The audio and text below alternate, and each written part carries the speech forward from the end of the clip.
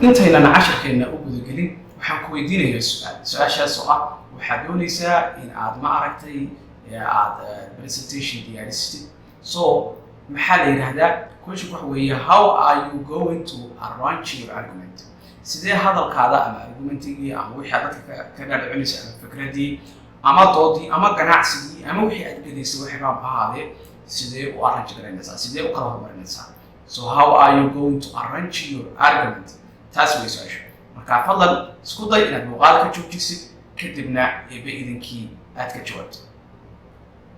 okay ka jawaabtaan rajaynaya waa joojisaan rajaynaya alright dibbaynu isugu soo noqona waa hagaag waxaan rajaynayaa inaad isku dayday at least inta aadan muuqaalka sii wadan waayahay marka casharkan maanta wuxuu ku saabsan yahay ama cutubkan buu ku saabsan yahay sidii aynu su-aashaas iyo wixii la midka oga jawaabi lahayd preparing your 3A's ama preparing your content casharkeena macnaha ku arki doonaa ama cutubkan buu ku arki doonaa eebe idinkii sida loo diyaarsho contentiga waa xogtii maaragtay radii iyo maaragtay unitieskii wixii la midka lahayd oo dadka aad ka dhaadhicin lahayd aad ka gali lahayd ayaynu ka hadlaynaa sidee xogta u diyaarinaysaa marka koowaad waxay ku wareegtaa wax la yidhahdo 3A waxaan isticmaalaynaa 3A wax la yidhahdo 3A-gaas ayaynu xogteenna iyo informationkeena oo dhan aan ku diyaari doonaa eebe idinkii marka 3A-ga maxay kala yihiin analyze qiimee your audience number one number labaad waxa weeye define what action macnaha tikood waxay qiimee dadkii ku dhagaystayaasha ah dad nooceeyaad la hadlaysaa ma garanaysaa sidoo kale waa inaad qiimaysa number laba waxa weeye define what action you want them to take action ma noocee ficil noocee doonaysa markii aad hawshan ama hadalkan ama waxaan aad ka galaysid waxaan aad dhaadhicisay kadib markaad hawshaada dhamaysa maxaad doonaysaa inay qaataan example maybe waxaad doonaysaa inay alaabta kaa gataan maybe inay kuu raacaan maybe wax la mid ah maybe in dareen galo baa rabtaa marka maxaad doonaysaa iyo ugu dambeyn analyze arrange your argument to move them inaad u diyaarisid argumentigaadii ama doodaadii in si ay ma aragtay dadkaasi kugula qaataan barnaamijka ay ka gadi lahayd si kula qaataan inaad u diyaarisid argumentigaada qaab noocaas oo kale saddexdaas qaybood ama 3A's baa yidhaahdaa ayaa base u ah mar walba oo la diyaarinayo xog ama contentiga la diyaarinayo saddexdaasaynu marka mid usii qaada dhigi doonaa eebe idinkii aad ayaad umadsantay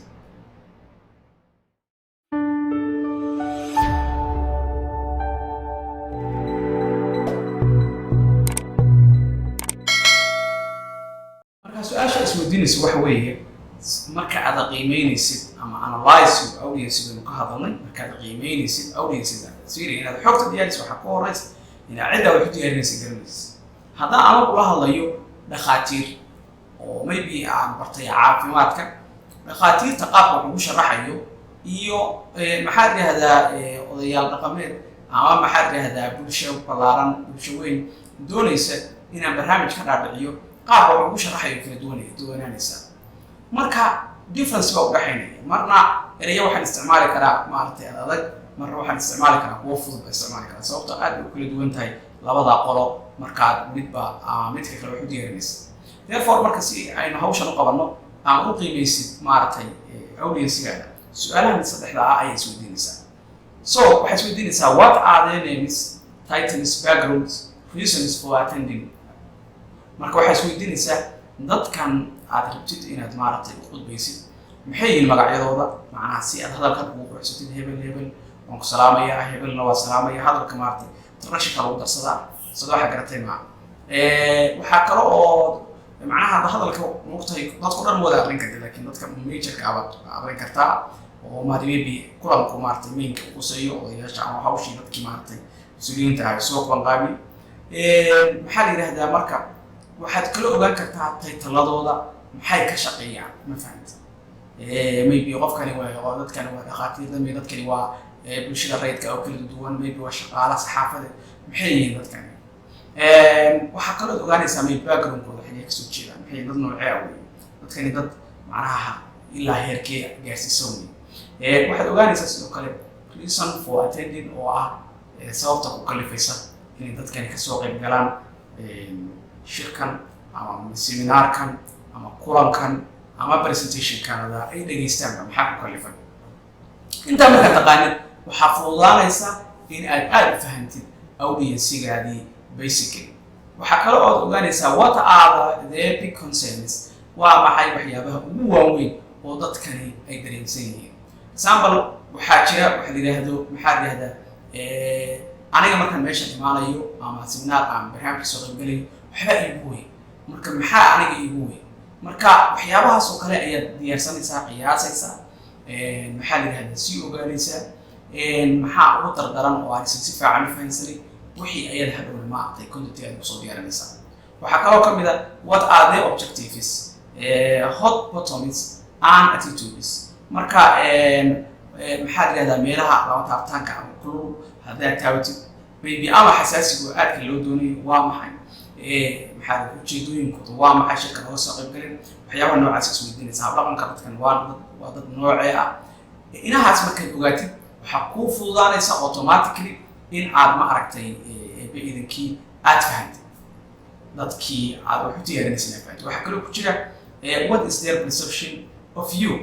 and your institution adigii wax u gudbinaya dadkan maxay kaa aaminsan yihiin ama shirkadda aad matalaysid organizationka aad matalaysid waxyaabaa maxay dadkani ka aaminsan yihiin wax ka ogaatid what are their questions likely to be su-aalahoodu maxay noqon karaan markaana jawaab usii diyaarinaysaa dadkaa waxyaabahay ku weydiin karaan maybe dad baa waxaa idinka rabaa barnaamij waxaa idin hayaa lacag fiican aad ka helaysaan oo intaas marka maxay ba ku weydiin karaan example waxyaabay ku weydiin karaan oo dhan baad sii diyaarsanaysaa jawaabahooda waxaa kaloo fiirisa what is personally at stake for them waxyaabaha ugu waaweyn oo ayaga mainka waa maxay how much details do they need details ama faahfaahin intay leeg u baahan yihiin marka based on qaybtii hore aynu soo sharaxnay dadkii markaad fahantid waxaa kuu fududaanaya waxyaabaha qaybtoodna inaad si guud u sharaxdid sababtaa already way garanayaan waxyaabaha qaybtoodna aad ka tagtid ayay noqonaysaa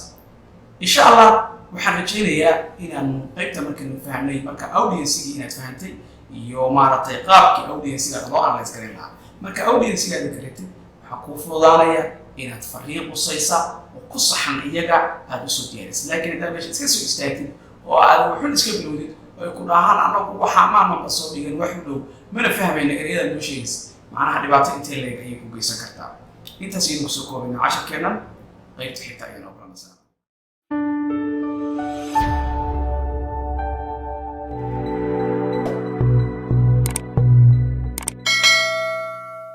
inta badan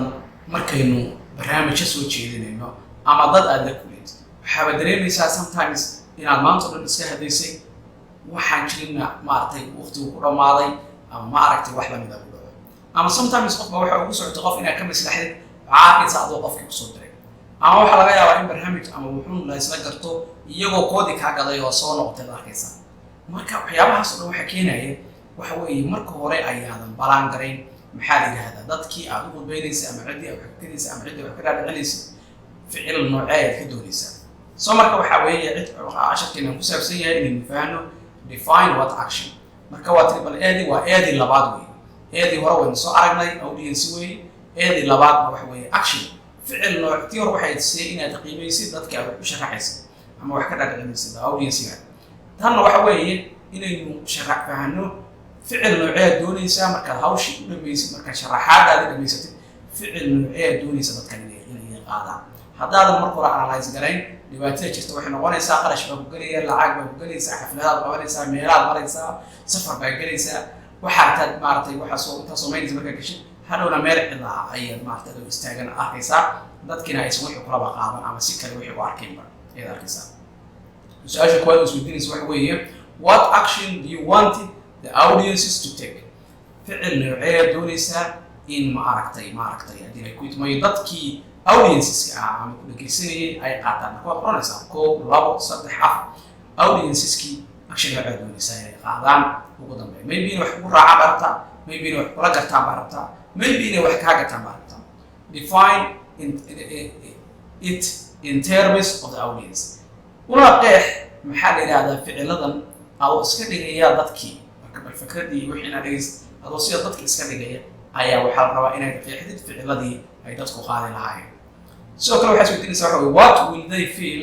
believe or do after hearing you talk macnaha markay hadalkaada dhegeystaan dadkan aad ugu beys maxay samayn doonaan maxay ka fikri doonaan maxay aamini doonaan ma garanaysaa markay hadalkaada dhegeystaan kadib ama samayn doonaan ficil ahaan marka taa inaad garanaysa markii aad fahansan tahay natiijada kasoo baxaysa barnaamijkan waxaa la rabaa hadalkaadii iyo systemkaadii iyo wixii aad jeedinaysay inay u noqdaan qaab qofkii uu ma aragtay haddii ay ku idmayo ama wax kala dhicintaada inay noqoto qaab qofku uu u samaynayo ficiladii aad diyaarsatay ma garanaysaa haddana waxaan ku yidhi wax fiican baa jira sidaana marka waa inaynu si aa wixii fiicna ila qaadid waa inaan processkii kusoo marayo processkii loogu talagalay si aad ugu guulaysato hawshaas waxaan rajeynayaa inaynu marka fahanay qaybtaas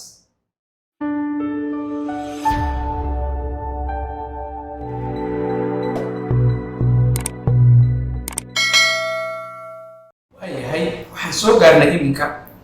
barnaamijka casharkiisii ugu dambeeyey ayaynu soo gaarnay cutubkii aan dhiganaynay khaas ahaan cutubkan preparing your 3A's waxaan maraynaa eedi marka ugu dambeysay oo ah arrange your argument arrange inaad qaabaysid argumentii hadalkaadii inaad u qaabaysid si qofku wixii aad doonaysay ama ficilkii aad doonaysay uu u sameeyo haddii ay ku idmayo marka number 1 tusaale ahaan maybe haddaad meeting ama wax lamida wax ka mid ah shake hands with the audience inaad markaad meeshiisa usoo gelaysid maybe hadday badan yihiin haddee dhowr ka mid oo soka u salaamaysa haddii ay maaragtay dadku kooban yihiin oo wada salaamaysa marka audience-gii inaad salaantid waxay establish garanaysaa xiriir fiican oo saaxiibtinimo ah ay maaragtay establish garanaysaa haddii la yidhahdo waxaa kale oo laga doonayaa get to the point waa qodob kalaba inaadan waqtiga isaga dhumin micmiya casho iyo maaragtay sharaxaad waxyaaba aan loo baahnayn oo unnecessary ah iyo inaad maaragtay iska sheeko iyo xam iyo waqtigii uusan kaaga dhicin maxaa la yidhahdaa pointiga u socotay aad markaba horey ka abaartay ayaa lagaa doonaya waxaa lagaa doonaya sidoo kale present your theme marka inaad dee qaab naqshadaysan aad u diyaarisid maaragtay communicationkaagi oo uu leeyahay horudhacii dhexbartankii iyo conclusionkii qaab maaragtay systematiga maybe sawirra haddaa wadatay maybe haddaad muuqaal ama wuxuna aad dadkii tusi lahayd maybe haddii wax dadkii maaragtay daa laga qaaday oo ahaan lahaa dhammaantood inaad qaabkii u kala horreeyaan aad u diyaarisid ee laga doonaya develop your agenda point by point sidoo kale agendihii barnaamijka aad maaragtay soo jeedinaysa waxaa lagaa doonayaa inaad point to point aad maaragtay u diyaarisid isla markaana aad point to point maaragtay marka koowaad saanisa marka labaad saanisa iyadoo point to point ugu dambeyn qofkii aad maaragtay gabagabadii aad ku geysid sida wax ugu sharaxaysa lagaa doonaya ugu dambeynna waxaa lagaa doonayaa summarize and recommend marka ugu dambeysa qofkii maadaama maanta wuxuu sharaxaysid waxaa laga yaabaa inuu fahmi waayo maxaan tallaabo qaadaa hadda marka waa inaad summarize garaysid oo wixii oo dhan sharaxdid oo dhahayd waxaan sidaan yihiin ugu dambeynna waxaa lagaa doonayaa inaad recommendations aniga waxaan kugula talinaya inaad sidaa samaysid ama waxaan ku talinayaa in sidaa qofku sidaa u sameeyo haddii uu doonayo guusha noocaana ama barnaamijka noocaana ama qorshaha noocaana inuu qofku gaaro waxaan rajaynayaa inaad aad u fahantay sida loo arrange gareeyo your argument intaasaynu soo koobaynaa qaybtan aad iyo mahadsan